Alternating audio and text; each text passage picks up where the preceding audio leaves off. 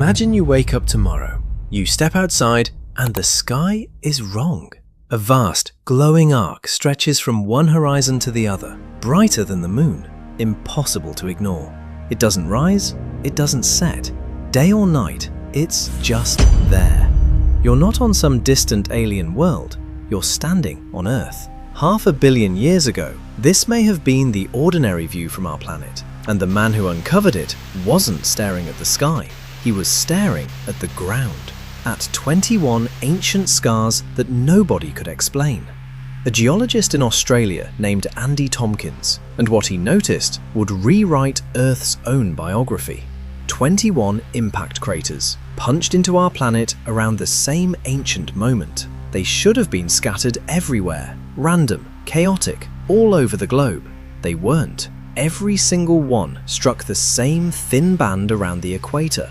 The odds of that being a coincidence? 1 in 25 million. And then there's the timing. Right after these impacts, the planet froze. Ice swallowed the continents. The oceans emptied. 85% of all marine life gone. One of the great extinctions in Earth's history. What if the same thing that lit up our skies was also quietly killing everything beneath them? To see how, we have to rewind to a single wandering rock and the young planet that pulled it too close. This is the story of the rings that Earth forgot it ever had. For decades, the story seemed settled. Buried in limestone all over the world, geologists kept finding the same fingerprint. A sudden flood of one rare kind of meteorite, all dating to about 466 million years ago. The explanation was simple.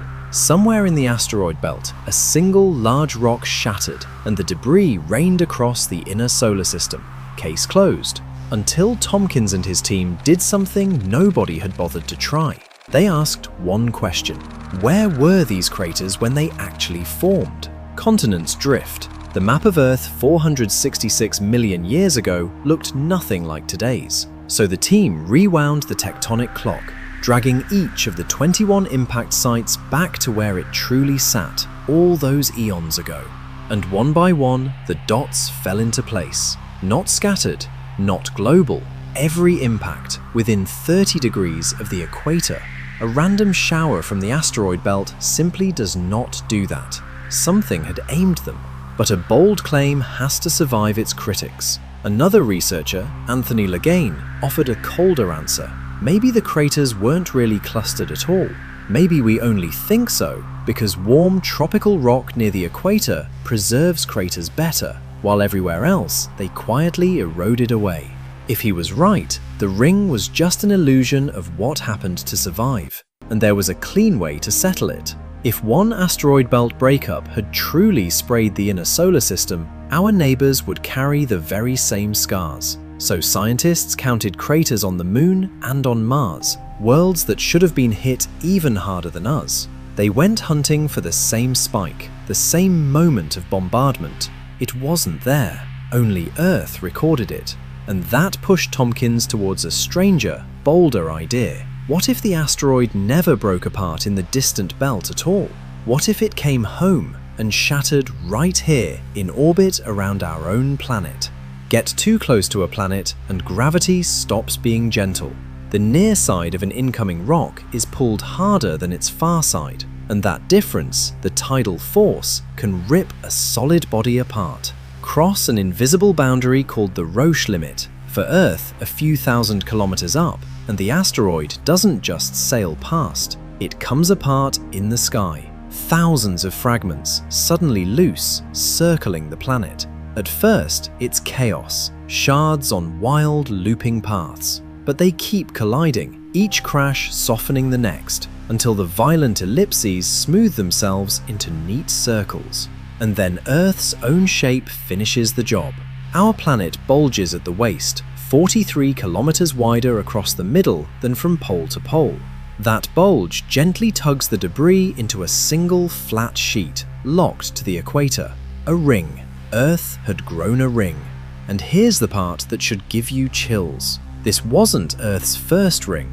4.5 billion years ago, a world the size of Mars slammed into the infant Earth. The wreckage spread into a glowing ring, and out of that ring, piece by piece, the moon was built. Every time you look up at it, you're looking at the fossil of an ancient ring, and the red planet may be next. One of its little moons is slowly spiraling inward, and in a few million years, it too will be torn apart into a ring of its own. So picture it, you're standing on that ancient world looking up.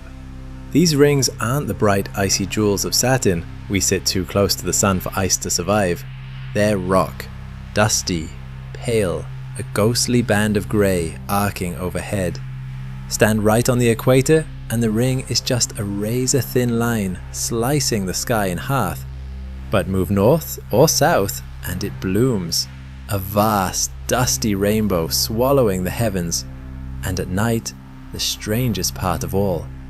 The rings catch sunlight from the planet's day side and scatter it back down, a glow scientists call ring shine. The moon fades into nothing, and true darkness, the kind we take for granted, simply ends. But a ring this size doesn't just decorate a planet, it casts a shadow. For millions of years, that band of rock threw a permanent shade across the tropics, stealing warmth from the equator. Slowly, the world cooled. Ice crept down from the poles, and in that long winter, the late Ordovician, life in the oceans collapsed.